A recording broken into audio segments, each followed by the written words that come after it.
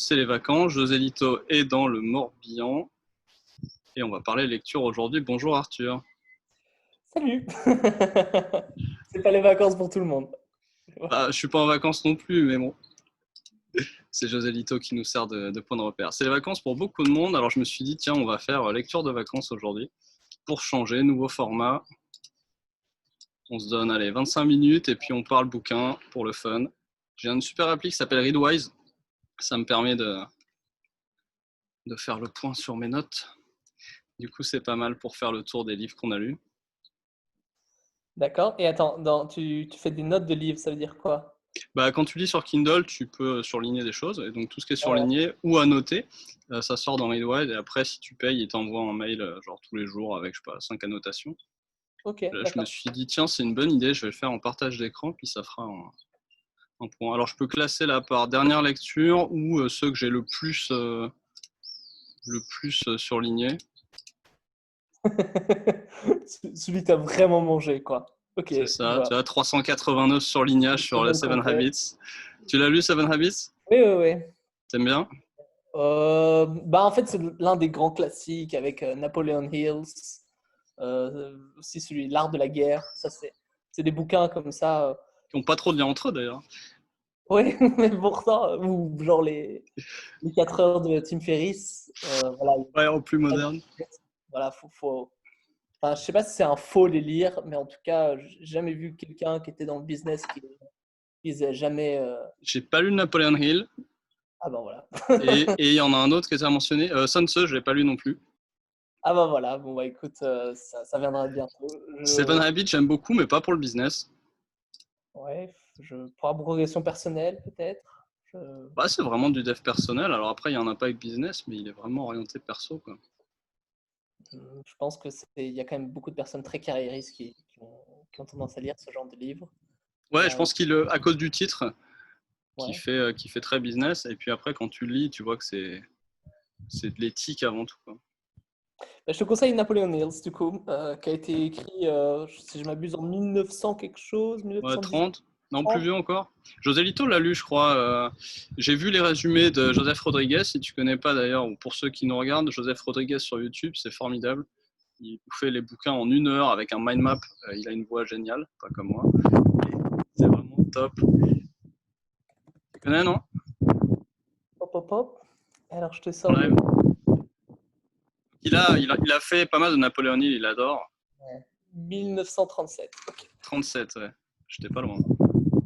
Alors, dans ton. Là, c'est ceux où tu as pris le plus de. Ouais, je le repasse en chrono, c'est plus marrant. On va faire les plus récents et puis on va pas tout faire en 20 minutes, je pense, mais je ferai avec d'autres personnes. On fera peut-être à 3, 4, on verra. On va faire un peu le book club là sur le mois d'août. Et puis petit à petit, on va descendre le truc et puis vous sortirez les vôtres aussi. Bon, alors Gérard, c'était la trouvaille des 12 derniers mois, donc auteur préféré de Peter Thiel. Très intéressant. Tu connais un peu? Non, mais justement, donc raconte un peu brièvement. Alors, la violence et le sacré, Gérard, il a 2 thèses. Une sur la violence, le sacrifice, c'est le ciment social, en fait. Et donc, toute la religion est là pour éviter la dislocation du corps social par explosion et emballement de la violence. Et tout ça se fait avec le choix d'un bouc émissaire et son sacrifice. Et il a une deuxième thèse qui est sur d'où vient la violence. La violence vient du mimétisme. En gros, quand tu es un être tout petit, un enfant par exemple, tu sais pas quoi désirer et ton désir se calque sur les désirs des autres. Tu as déjà vu un enfant, je sais pas, il joue avec un jouet, il est très content, il envoie un autre qui joue avec un autre jouet et puis ça y est, c'est celui-là qu'il veut. Donc ça, c'est le Ouais. désir mimétique. Donc comme on désire toujours ce que désirent les autres, on se bat pour la même chose, nécessairement. Pareil dans les triangles amoureux, etc. Voilà. Donc toute la violence en fait émerge de ce cycle de désir mimétique. Donc il a ces 2 thèses et après il déroule à l'infini en tournant beaucoup sur tout ce qui est tragédie grecque. Donc lui est catholique et il fait le lien avec le changement du paganisme vers les religions monothéistes, vers le catholicisme, enfin le christianisme en général. Et on a lu deux de René Girard. Ouais, j'ai commencé sur celui-là, c'était pas une bonne idée. remarque, j'étais dans le bain direct. Violoncer le sacré est quand même mieux pour commencer. On entend le vent, quoi. Ça souffle à Lisboa. Ouais, j'ai la bonnette, mais je sais pas si ça suffit. Tiens, dis-moi, tu lis en fait à peu près un livre par mois, c'est ça? Sauf qu'en mai, tu étais hyper chaud. Et c'est pas à jour, c'est pas à jour. Ah si, Scale, mais Scale, putain, je suis dessus depuis. J'arrive pas à le finir. Le Gérard, il m'a pris un moment aussi. Scale, que je ne connais pas, de Geoffrey West. C'est super, mais je passe trop de temps sur Twitter. J'ai désinstallé, mais résultat, il est tout le temps ouvert dans le Chrome. Ça m'a l'air d'un truc de gros faker ou quoi. Non, pas du tout. Non, même pas? Ok. Non, c'est de la physique et biologie quantitative. C'est très marrant. Ok. Savais-tu que n'importe quel animal a le même nombre de battements de cœur tout au long de sa vie, en moyenne, quelle que soit sa taille? Parce que plus t'es gros, plus ça bat lentement, mais plus tu vis longtemps, et vice-versa. Et si tu traces la courbe, c'est tout droit. Et le bouquin est plein de trucs de ce genre, c'est incroyable. J'ai pas fini, là j'arrive dans la partie sur les villes, qui est top. Du coup, là j'ai des suggestions d'urbanisme sur YouTube. Et après, il y a la partie sur le business quand même, une petite partie business à la fin. On verra, j'y suis pas encore. C'est dans ma liste. C'est bon. Il est long, hein, franchement. Ou alors c'est parce que je regarde trop Twitter, mais il y a un truc. Je pense aussi, il y a des... Enfin, c'est le plaisir d'avoir des fois des e-readers ou quoi. C'est que tu peux lire vraiment des petits chapitres. Enfin, étant donné que tu payes un livre moins cher, celui-là, je vois sur Amazon, il est à 14 $, donc peut-être 12 €. En fait, étant donné que tu le lis, tu payes moins cher, tu peux te permettre de ne pas lire totalement. Ça veut dire que tu lis vraiment genre 3-4 parties qui t'intéressent. Ici, par exemple, dans mon cas, ce serait Innovation, Sustainability et peut-être Economy. Et donc, c'est triché. Ouais, mais en même temps, je dois pas me... Mais oui, t'as raison. On commence par ce qui t'intéresse et puis après, si le livre t'a plu, tu peux aller voir les autres chapitres. Parfois, il y a des chapitres meilleurs que d'autres. Il y a aussi beaucoup de bouquins. Le mec a une super thèse en intro et après, il brode à l'infini et t'apprends plus rien. Mais j'ai eu ça dans... En fait, souvent, les livres américains, et là, tu as beaucoup d'anglophones, c'est qu'il y a une grande théorie qui est géniale, hein, de base. Le mec, là, il a bossé son truc. Et puis, en fait, tout le reste, c'est des cases ou de l'explication de cette théorie. C'est beaucoup encore que les cases soient bons, quoi. C'est rarement le cas. Mais c'est pour des contraintes éditoriales. Les maisons leur demandent un certain nombre de pages. Même problème en France. Hein. Il y a l'exemple de Hook, juste là, Myriel. Hook, il est vraiment génial. Je n'ai pas acheté celui-là. Bah, alors, il y a mon anti-bibliothèque aussi, en partie. Ouais. Il y a des choses que je n'ai pas achetées là-dedans. Ou alors je l'ai acheté, je ne l'ai pas lu. Je sais pas. Mais même chose de Ben Horowitz aussi, de Hard Things About. Ah, celui-là, il est court et il est à lire du début à la fin non-stop. Et Geoff Kaufman, Personal MBA. Il n'y a pas de thèse dans le Horowitz. C'est juste, il raconte sa vie, quoi, mais c'est trop bien. Ouais, il a une vie assez bien. Lequel? Non, je disais dans le Horowitz. Hard Things About Hard Things. Ben, je trouve que justement, il y a beaucoup de pages que tu peux passer, comme ça, tu sais, quand il te raconte tout l'écosystème du silicone, tout ça. C'est à la fois intéressant, mais à la fois, quand moi je lis un livre de développement personnel, je cherche à retirer ce qui va m'intéresser pour grandir, si tu veux. Ok, t'es très utilitarien dans ta consommation, ouais. C'est très utilitariste. Je dois lire le livre et je dois sortir des idées à mettre en place, quoi. D'accord.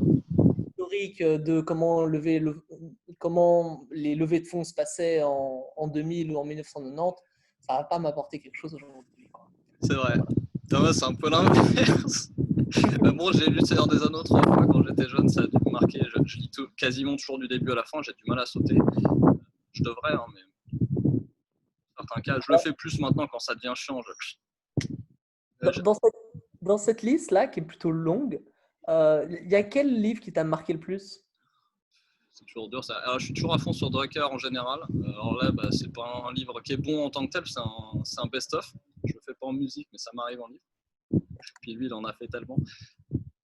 Mais c'est fou, on sort des citations de Drucker tous les 2 jours avec José Lito, des trucs des années 50, et on se dit, putain, la France, ou même d'ailleurs, c'est vrai sur des boîtes américaines, il y a un problème de maturité, je sais pas, sur le marketing versus les ventes, etc.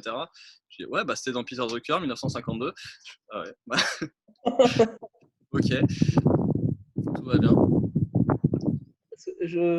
Tu tu dois savoir que j'en ai jamais lu des livres de lui. T'aimes le management? Ok, Si t'aimes le management, c'est trop bien. ok. Bah, J'ai ressorti Innovator's Dilemma aussi. On avait un petit débat l'autre jour sur la définition du mot disruption. Donc, lisez-le au moins une fois, quoi. et du coup, la définition? La disruption, c'est un produit qui va répondre à des usages différents, qui va plutôt arriver par le bas en général, le bas du marché. Ah, attends, tu me prends sans préparation là. Donc, tiens, un exemple simple, c'était un produit qui va être moins cher et qui va permettre d'accéder à cette catégorie à des gens qui ne pouvaient pas y accéder avant. Donc, un des exemples classiques, c'était les pelleteuses hydrauliques par rapport aux pelleteuses mécaniques. Ça coûtait moins cher, ça pouvait en faire plutôt moins, mais du coup, ça devenait accessible pour les gens qui avant ne pouvaient pas utiliser de pelleteuse. Genre le petit tractopelle de base, tu vois. Et à chaque fois, les gens se font disrupter. Pourquoi? Parce qu'ils ont ce dilemme, le dilemme de l'innovateur, qui est de rentabiliser leurs coûts irrécupérables. Donc, j'ai construit une grosse usine, je vais la rentabiliser encore 20 ans parce que sinon, c'est gâchis. Pendant ce temps-là, l'autre, il arrive, il a des coûts marginaux plus bas. Il donne un produit qui fait peut-être des nouvelles choses, mais pas aussi bien. Ou la VOIP, c'est un super exemple aussi, qui n'est pas dans le bouquin d'ailleurs. Et c'est moins cher. Et les mecs montent en gamme en disant bah non, mais nous, ce qu'on fait, c'est mieux, quoi. Genre la VOIP, non, mais la VOIP, ça marchera pas, le son est trop mauvais, tu vois. Puis nous voilà aujourd'hui en train de faire un impromptu en live 10 ans plus tard, et le son est toujours aussi mauvais, mais on s'en fout. Et donc c'est ça la disruption, c'est quand tu arrives par le bas et l'autre est là, il dit non, mais je vais quand même pas, ou Kodak, tu vois, je vais quand même rentabiliser mes usines chimiques, alors qu'ils ont inventé le numérique, tu vois. D'accord. Donc tu parles d'une définition, c'était un peu long, mais c'est ça quand on manque d'esprit de synthèse. Et ça, c'est de Innovator Dilemma, où tu l'as Ouais, sorti. complètement, il donne 3-4 cas, il y a le cas des disques durs, et à chaque fois que les mecs sortaient un nouveau disque dur, le mec qui faisait le disque dur en place disait non, mais oui, c'est plus petit, c'est pratique, mais ça contient pas assez, donc on craint rien. C'est arrivé 4 fois de suite, ça, quand même. Et encore une fois avec le SSD par-dessus, ce qui est arrivé après le bouquin. Magnifique. Après, il y avait les aciéries. Les grosses aciéries disaient bah non, les mini-milles, ça marchera jamais. Il y a encore un autre cas, j'ai oublié lequel. Pas les pelleteuses. Pelleteuse hydraulique versus pelleteuse mécanique. Marrant parce que tu vois, quand on parle de disruption, on parle souvent de des trucs un peu bateaux comme Airbnb, Uber. Uber. Ouais, mais c'est pas de la disruption tout à fait, ça. Hein. Ouais, c'est juste. Un petit peu, ouais, quand même. Il y a un changement, mais en fait, le business model de l'ubérisation, comme on dit, ça a été créé avec le net et ça n'a pas été créé avec juste Uber, quoi. Voilà. Ouais. Ok. Alors, si il y a une autre question, parce que là, tu as beaucoup de titres anglais. Si tu avais un francophone, soit français, belge, suisse, africain, canadien, dans ta liste à conseiller? Alors, il y en a pas mal qui sont traduits quand même, enfin, je crois. Innovator's Dilemma a fini par être traduit au bout de 15 ans, je crois. J'ai un doute. Drucker s'est traduit. Scale, je sais pas. Traction, on en parlera après celui-là. Ça c'est traduit, mais c'est pas un truc que je conseillerais en prio. Bah, Girard, c'est du français dans le texte. Tiens, Jean Guimpel, un médiéviste. Alors là, ça va pas combler tes besoins utilitaires, mais alors, trop bien. Il a fait, je me demande si j'ai tout dans cette liste. Tu le vois, voilà, la révolution industrielle au Moyen-Âge. Ah Formidable. ouais, ok. Il t'explique la première révolution industrielle, qui était avant la première révolution industrielle, donc, je crois, à partir du XIe siècle à peu près. Avec toi en plus, t'es pas loin des régions hydrauliques et des moulins à vent. Mhm. Vous avez un superbe ascenseur à bateau d'ailleurs. Donc Ouais, ouais, il raconte la révolution principalement de l'hydraulique et la mécanisation qui a eu lieu au Moyen-Âge. C'est assez incroyable. On connaît très mal le Moyen-Âge quand même, la façon dont il est présenté en général. Ça va mieux, mais c'est encore un petit peu. ouais. Tu lis beaucoup de bouquins historiques. Je vois, il y a celui-là, puis il y en avait un autre au-dessus. Pas des tonnes, mais j'en lis un peu.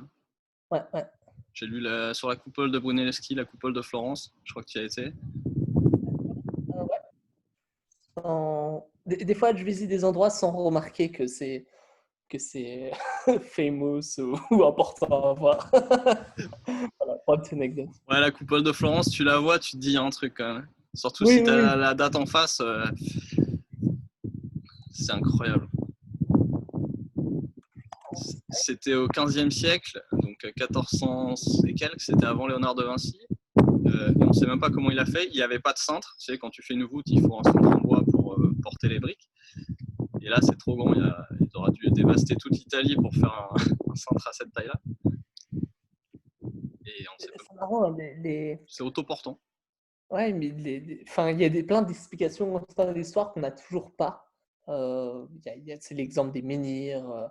Récemment, on a découvert l'histoire de l'île de Pâques où en fait ils sont enterrés, il y a des corps et tout ça. Et pendant des années, on se posait la question est-ce que c'est pas des aliens ou ce genre de choses. Quelques personnes se posent la question, on va dire. Mais c'est ça. Alors ça, c'est de la préhistoire, donc c'est un peu normal qu'on ne connaisse pas. Préhistoire, bon, les Moaï, c'est pas très vieux, mais c'est préhistorique, donc ils n'avaient pas d'historique. Mais là, c'est incroyable, c'est que, et en fait, c'est une question culturelle, et c'est ça aussi qui m'a un peu fasciné là-dedans. C'est que ce mec-là n'est pas encore un pur moderne, c'est pas un moderne. Et du coup, il est secret dans ce qu'il fait. Il est hyper secret, il cache tout ce qu'il fait. Et donc, c'est volontaire, tu sais pas ce qu'il fait parce qu'il cache tout. Il y avait un système à l'époque de privilèges, de corporations, de machin. Faut comprendre, hein, on n'y était pas, mais c'est un peu l'époque de Machiavel, tout ça, même un peu avant. Et ouais, il était hyper secret, et donc tu sais pas ce qu'il faisait par rapport à un Léonard de Vinci qui commençait déjà à être beaucoup plus public, qui est vraiment le tournant de la modernité peut-être. Et lui, c'est la pré-renaissance, et tu sens qu'il y a encore un état d'esprit un petit peu alchimiste. D'ailleurs, je crois qu'il était un peu alchimiste. Franc-maçon, Illuminati, ce genre de choses, quoi. Ça n'existait pas à l'époque, les francs-maçons, ça arrivait plus tard. Illuminati, je connais pas du tout, donc. Mais plus dans l'état d'esprit de l'alchimie, la chimie médiévale. Et du coup, c'est marrant de voir aussi cette attitude-là qui est, comme tu dis, après, on ne sait pas. Ça, je l'ai pas lu. Vercingétorix. Bon, et toi, tu dis quoi? T'en as d'autres que t'as lu là dans le tas? Ouais, Sapiens 5 qui est aussi un Ouais, grand top. roman. Ça, c'est. J'ai lu un peu tous ces bouquins à Yuval, Noah, Harari. Et d'ailleurs, j'écoute beaucoup de ses podcasts et vidéos YouTube. Il est en podcast. Il a un podcast à lui ou juste en invité? C'est une excellente question. Souvent, en fait, je trouve ces épisodes en invité parce que c'est encore plus intéressant que des fois des épisodes solo. Ouais, parce qu'il a pas besoin de meubler. Ouais, mais par exemple, allez, ça va être un Puis il a le épisode avec toucher. lui et Mark Zuckerberg, quoi. Ça va être C'est chez qui ça? Je trouve ça. Ça se trouve sur YouTube en tout cas. Ah, c'est bon ça. Vas-y, on voit. Ouais, Sapiens, tu me disais quoi recommander un francophone. Typiquement, Sapiens, j'adore parce que c'est à la fois historique, prophétique, enfin surtout Homo Deus, mais lisez les deux, c'est pas très long, c'est facile à lire. Oui, mon préféré personnellement, c'est les challenges du 21e siècle. C'est quoi? C'est Homo Deus ou c'est encore un autre? C'est encore un autre où en fait, il sort tous les problèmes que notre génération, toi, moi. C'est arrivé après, non? Après Homo Deus. Oui, oui, je crois que c'est. Je me suis arrêté Homo Deus. Quel genre de problématique en fait aujourd'hui nous concerne tous. Et c'est vrai qu'aujourd'hui on parle écologie, terrorisme, épidémie, grève, alors qu'en fait les problèmes vraiment de l'homo sapiens en lui-même, des trucs des fois plus bêtes et basiques. J'aurais du mal à en ressortir ça là maintenant parce que ça va Tu me faire fais penser à Gérard là, ouais. pour le coup. La violence et le sacré, voilà, les vrais problèmes de l'humanité. Et d'ailleurs, Sapiens explique le propre de l'homme, c'est de créer des fictions collectives qui permettent la collaboration à l'échelle au-delà du nombre de Dunbar, en gros. Et cette collaboration-là, il y a le sociologue Durkheim qui a beaucoup écrit là-dessus, que je n'ai pas encore lu, et Gérard qui a sa version un petit peu spéciale de cette théorie-là, de comment on crée cette cohésion sociale. Donc on retrouve vraiment cette idée-là chez Sapiens et chez ces deux autres auteurs. Et je pense qu'il faut y revenir souvent parce que c'est vraiment le moteur de l'homme et de tout ce qu'on a pu créer en groupe, quoi. Alors, j'enchaîne aussi sur un bouquin que je ne Tiens, conseillerais pas. je suis là en 2 secondes en bas, là. Je pointe avec mon doigt, c'est ridicule. Tu me parlais de Challenge du 21e siècle, donc il y en a un de Peter Drucker aussi, que je recommande, et qui est disponible en français. Et donc, ça tourne aussi autour de Remote, de Jason Fried, qui se trouve juste en haut. Ouais, bon, petit livre, pour le coup. Voilà, pas le meilleur, mais pour quand ceux même. qui n'ont jamais fait de remote, ça peut être. La génération digital nomade, tout ça. Je disais que je conseillais pas le Getting Started in Consulting Ah ouais, de Ace. d'accord. Moi, c'est comme ça que je got started in 2013, mais si t'as pas plu, ou c'est trop vieux, ça y est, c'est trop vieux. Non, en fait, oui. En fait, c'est dingue, hein, mais les choses changent tellement vite, et je vais sûrement citer Oussama Ammar là-dedans, mais c'est dire, voilà, prendre des conseils de quelqu'un qui a vécu le business il y a 50 ans. Ouais, faut pas le prendre littéralement en tout cas. Voilà, en fait, non, tu prends les conseils quand c'est du personnel, de l'interpersonnel. C'est-à-dire un livre Daniel Carnegie, How to Win Friends and Get Ça peut avoir 100 ans, ça marche toujours. Oui, les relations humaines n'ont pas changé. Par contre, lire un mec, comment il t'explique faire un business plan papier et faire ça en 40 pages. Ouais, non, mais ça je saute évidemment cette partie-là, mais il y a d'autres choses dans l'advice, notamment l'approche humaine, comme tu dis, du consultant, l'attitude du consultant, faire tes propals, des choses comme ça. Je pense que ça reste assez intéressant. Après, oui, c'est peut-être pas la priorité. Ouais. Je t'avoue que je ne l'ai pas relu depuis plus de 5 ans, 6 ans même. Donc, mais tu sais quoi, tu m'as donné envie de le relire là, je suis sur les notes. Et alors, je crois que j'ai lu un truc de lui, c'est Guerilla Marketing aussi. Voilà, Guerilla Marketing for Alan Weiss, ça? Et ben, c'était vraiment un gros flop. De qui? De Alan Weiss? Oui, toujours. D'accord. Non, sorry. J'ai cru que c'était lui. Ouais, je suis un peu surpris là.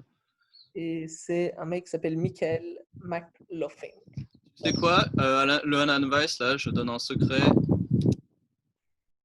S'il y a un truc à prendre de ce bouquin, c'est les listes de questions pour la vente à la fin. Parce que les vendeurs posent pas assez de questions. Et à la fin, il y a une liste de 150 questions. Tu as juste ça, tu fais du consulting, tu fais de la vente. Tu apportes déjà plus de valeur que 80% du marché que peut passer. Je connais pas beaucoup de bons vendeurs, en effet. Mais bon, il faut être extraverti. Il y a plein de choses. Et il faut poser des questions. Ouais. Être un peu curieux, tout ça. Et avec les questions de l'adresse, tu sais quoi, je close pas mal et tout, mais régulièrement je ressors ces questions qui sont dans des Google Docs depuis 6 ans et je dis oh merde. Celle-là j'utilise jamais et je devrais. Il y en a 10% que j'utilise naturellement et qui marchent à tous les coups, entre guillemets, parce que ça crée des conversations qui créent de la valeur. Juste la conversation crée de la valeur, tellement la question est bonne. Tu vas rigoler, mais ça, je n'aurais pas dire ça en live, mais j'étais sur. Rien, tu verras ce qu'il y a sur la chaîne avec de l'élito, c'est une catastrophe. À une époque, je datais des filles comme ça. Et donc, c'était l'époque Tinder où tu sais, tu pouvais voir 3 ou 4 filles dans la semaine. Ouais, j'ai pas connu, j'étais Oui. Pog Adopt 5 ans plus tôt. J'ai pas connu cette époque bénite. Puis j'étais à la campagne en plus. Et en fait, il y avait comme ça en ligne une série de questions que tu pouvais trouver. Et c'est des questions qui permettaient à la fille de pas spécialement de coucher avec elle en fait, mais créer de l'intérêt. On va retrouver ces questions. Ouais, confiance. Oui, c'est des questions. En fait, tu mets les deux personnes en relation directement. Ouais. Par exemple, si je devais te faire une frayeur, ce serait quoi ouais. Comment je pourrais combattre ta frayeur, ce genre de truc. Et en fait, tu mets la personne en face en confiance. Ouais. Et c'est une série de questions qui commence de manière, ça commence assez vite. Et puis à partir de la 50e question, quoi, c'est très torride. Ça va être un petit peu. Ouais. C'est très technique. Alors, Balan, c'est un peu la version. Mais justement, si tu veux, quand on est habitué aussi, si on est nomade, on est pas mal exposé à des choses un peu plus frisques, du MLM, d'un côté du Shopify, dropshipping, machin de l'autre. Et c'est vrai que d'avoir des gens comme Alan Weiss, où là on est plus, je sais pas si tu penses à un Jay Abraham, stratégie de prééminence, vraiment dans la valeur, dans le consultative selling, etc. Ça fait plaisir aussi de voir cette valeur solide. Et donc ça me ramène à l'habit number 5 or 6 de Seven Habits, qui est, tu te rappelles? Je ne connais pas par cœur, mais je crois que la 6, c'est. Je sais plus c'est la 6, mais celle qui est connectée aux questions là. Non? Ah oui, le temps. C'est seek to understand before being understood, un truc comme ça. Ouais. Je croyais que la 6e, c'était travailler vos compétences. Non, il n'y a pas ce genre de truc hein, dans Seven Habits, ça c'est différent. Je ferai un truc juste sur Seven Habits un jour. Attends, parce que là, tu m'as mis un challenge en mode je dois les retrouver. One, proactivity. Oh, je l'ai fait moi. Tu m'interroges. Ouais. Alors vas-y, la première c'est be proactive. Donc en gros, tu as le circle of concerns et circle of. Alors, concern c'est le grand et le petit circle of action. Donc ça c'est be proactive. Le deuxième c'est. J'inverse toujours la 2 et la 3, mais en gros il y a put first thing first. Ouais. Qui est en gros de savoir où tu veux aller, et la suivante c'est l'inverse. En gros, il faut savoir où tu veux aller et ensuite il faut planifier correctement. Donc put first thing first et non, put first thing first c'est la troisième, c'est-à-dire met les choses priorise bien. Et donc la première c'est start with the end in mind, qui est de savoir où tu veux aller. Et ensuite, donc ça c'est les 3 habitudes personnelles. Et ensuite tu as les 3 habitudes interpersonnelles qui sont comment tu interagis avec l'autre. Donc il y a, je te l'ai fait dans le désordre, mais chercher le win-win. Et je vais pas expliquer win-win-win, mais il te donne il y a 6 cas possibles, dont le win-win-win qu'il faut chercher. Ensuite, tu as cherché à comprendre avant de se faire comprendre. Et la dernière, c'est le synergie. Synergie, c'est-à-dire comment tu peux créer plus de valeur à 2 que tu aurais créé à 1 plus 1. Et alors le 7e, c'est sharpen your Sharpen the saw. saw, c'est-à-dire tu affûtes les 6 précédentes. Mais je me suis arrêté à la 7e. Juste les 6, c'est bien. Et sa théorie, il dit tant que tu n'as pas maîtrisé les 3 premières, les 3 habitudes personnelles, et donc tu n'as pas un certain niveau de caractère éthique ou personnel, tu ne peux pas vraiment avoir de succès dans les 3 habitudes interpersonnelles. C'est ce qu'on va appeler un cercle virtueux. Ouais. Tu dois développer ça et en fait, ça va grandir. C'est ça. Et faire tourner la roue, c'est la 7e. Et après, il a fait un bouquin 8 Habits, parce que son éditeur a dû lui dire ça va plus trop là. Du coup, je sais pas ce que c'est l'habitude. Oui, parce qu'il en a sorti un récemment, en septembre, c'est ça? Je sais pas. Non, Heights Habits, c'est plus vieux que ça. C'est à l'époque de Tony Robbins et tout ça, je pense, la 8e. Il est mort il y a 15 ans. Et bah, 2006, c'est son dernier livre. Enfin, c'est The 6 Most Important Decisions You Will Ever Make, A Guide for Teens. Bon, après, il a fait un peu business sur le côté, quoi. Il était c'est son fils, Sin Covey, qui reprend des livres à lui. D'accord. Okay. C'est un moyen de faire plus d'argent, quoi. Très bien. En fait, un business qui marche, écoute. Alors, j'ai acheté 2 tractions. Ouais. J'en ai vu 2 dans ta liste. C'est ça, ouais, j'en ai acheté 2. Alors, j'en ai lu qu'un pour l'instant. Il y en a un qui est connu, qui est les 19 canaux d'acquisition, que j'ai pas lu, et que j'ai acheté en pensant acheter l'autre traction qui est pas connue. Mais je suis dans un groupe d'entrepreneurs location independent un peu à petite échelle. Certains sont pas si petits. Et il y en a pas mal qui utilisent ça. Et j'ai réalisé en le lisant qu'il y a beaucoup de boîtes que j'admirais d'achat qui utilisent un dérivé de ce système. C'est assez cool quand tu commences à être plus que 3-4 personnes, ça donne de la structure. Surtout quand tu n'as pas de structure naturellement, ce qui est mon cas. Dans les 19, il y a un peu de tout. Hein. Tu sais, il y a du social media, il y a de l'événementiel, il y a la pub, il y a aussi le referral. Le referral en anglais, en français, c'est le pas être sponsoré. Recommandation bouche à oreille. Voilà, c'est ça, la recommandation un peu payante. Ça, c'est l'affiliation. Oui, mais je crois que c'est affiliation. Il a dû séparer, non? Je l'ai ouvert, je l'ai refermé, j'ai vu que c'était pas le bon bouquin et je le lirai bientôt d'ailleurs. Parce que je pense que c'est une bonne synthèse des différents canaux. Livre à conseiller à tous les marketeurs. Il fait froid avec le vent là. J'aurais dû mettre ma veste. Ouais, ben, c'est marrant parce que franchement, je ne sais pas si c'est un effet ou quoi, mais ici à Bruxelles, il fait déjà un peu sombre. Pas sombre, mais quand même, voilà. Là, d'ici 30 minutes, il fait noir. Et là, je vois que chez toi, c'est encore, mais pétant. Ah ouais, c'est normal. Alors déjà, j'ai 1 heure de moins et ensuite, je suis beaucoup plus à l'ouest. Par contre, j'ai plus au sud, donc le soleil se couche plus tard. Tu dégages. Alors, descends un peu, on va rigoler dans tes livres que tu as lus en 2017-2018. Il y avait Et quoi? alors ça, en fait, c'est la date de la dernière référence. C'est pour ça qu'il y a des choses que j'ai lues il y a très longtemps qui apparaissent tout en haut. Ah, tu as fait tous les foundations quand même. Oui, voilà, j'allais dire, on va garder la fiction pour une prochaine fois, je pense. J'en lis pas beaucoup en plus. Mais ouais, j'ai quand même. Alors là, je suis excité parce qu'il y a une série qui arrive sur Apple TV dans Ah ouais, un mois. ouais, non, c'est pas Apple TV, c'est... Ah non, c'est Apple ou Prime? C'est Apple. Ah ouais, ça a l'air pas mal, hein. T'as vu qu'il y a Du quoi, du quoi? Dune aussi qui va sortir. Du quoi? Dune? Ah ouais. Bah, j'ai jamais lu et j'ai pas kiffé le Lynch, et, comme personne quoi. Ok. Mais ouais, à voir, je serais curieux de le voir. Et je suis trop blasé. J'avais dit en rigolant, j'irai en France voir Kaamelott au mois d'août. Et au Ah ouais. final, je vais en France au mois d'août pour autre chose, pendant 2 semaines, et Kaamelott n'est pas sorti. Ah ouais, d'ailleurs, il sort quand en fait? À novembre. Enfin, pour l'instant. Ouais, c'est peut-être ça la blague en fait. Allez, pas de fiction du coup, on Ouais, descend. je me les caille. Puis bon, on avait dit, j'ai hâte de faire l'apéro, là, après il va faire nuit. Donc on va boucler. C'était un bon test, c'était cool. Écoute, déjà, je suis vraiment Ah, le bravo. Bono. Je garde le Bono, il est en français, je vous le recommande à tous. La créativité est un process, dédicace à José Lito.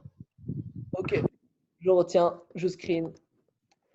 À noter pour les personnes qui ne savent pas, il n'est pas possible de faire un screenshot quand on est sur Zoom. Du coup, il Ah faut ah, appuyer sur une autre application, mettre sa fenêtre, mettre deux fenêtres, et du coup, vous pourrez faire un screenshot. ah. Mais t'es un hacker, toi. Ouais, je suis un hacker, moi. Depuis que t'es dans une agence de hacker, t'es un vrai hacker. Non, moi, je pèse, hein. Ok, ok. Et alors, vraiment, ça Oh, le c'était. Grove aussi, le Grove il déboîte, mais il doit pas être dispo en français, lui. Right, open mention, get started. Ok. Et tous ces livres, tu les as achetés sur Kindle, du coup. Ouais, C'est bien. c'est C'est bien. pratique, c'est pratique. C'est pratique, mais par contre, tu te barres de Kindle. Il y a un autre truc qui m'agace avec Kindle, si tu veux mettre 2 comptes Kindle sur le même app, tu peux pas. Donc il te push Amazon Pro, là, tu sais, Amazon. Mais Amazon Business, c'est que tu achètes des bouquins Amazon Business, tu fais quoi? Tu as deux devices? Ridicule. Ouais, ouais.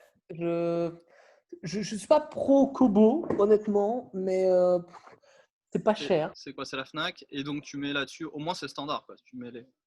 En fait, voilà, pour être honnête, vraiment, vous pouvez mettre directement vos livres à travers une Vous avez USB. trouvé, qu'un ami vous a donné, Voilà, prêté. voilà, il y a mettre des PDF qui tombent comme ça, on Mm, sait mm. où. Mais ça marche. Et juste si tu veux acheter avec Kobo, c'est quoi? C'est sur la Fnac ou c'est où tu veux? Alors, si je ne m'abuse, moi je l'ai trouvé dans un magasin qui s'appelle MediaMarkt. Je veux dire les livres. Mm. Ah oui, oui, Kobo, ils ont un T'as e-shop. jamais essayé? Non, je sais pas comment ça marche. Il y a un truc qui s'appelle Rakuten que j'ai jamais utilisé. D'accord. Voilà, je sais pas si c'est moins cher qu'Amazon, mais je sais que quand vous achetez sur C'est vrai Amazon, en fait, ils vous donnent le format Kindle. Et le format Kindle est accepté par à peu près tous les e-readers. Ah ouais? Ouais, sauf la différence, Non, mais c'est comment que tu les exportes? Kindle, lui, il peut pas accepter n'importe quoi. Non, il Ça veut dire, prend les Mobi, EPUB, ouais, les Mobi maintenant, avant le premier Kindle, il ne pouvait PDF. pas. Et oui, il y avait les PDF, il y a les Ah, mais points. je lis là-dessus, moi. J'ai pas de Kindle. C'est pour ça, je sais pas comment c'est avec. Mon Donc, petit chat en avait un, mais. faites attention à ce que, si vous regardez sur un e-reader, que voilà, ce soit compatible.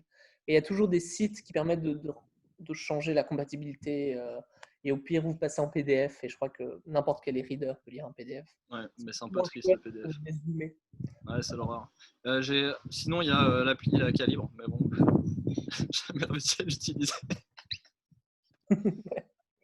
Et les livres, c'est aussi pas mal, hein, livres, papier. Oubliez pas que voilà. Eh oui, si vous avez une maison, contrairement à moi. Euh, j'ai un petit plan juste pour terminer là-dessus. Si vous êtes un peu backpacker, nomade ou quoi, des fois passer dans des hostels pour échanger des livres, ça marche Ah, très c'est bien. bon. Ça veut dire que bon, vous n'êtes pas obligé de dormir là, mais vous pouvez arriver comme ça, juste Un verre, un voilà, baby-foot.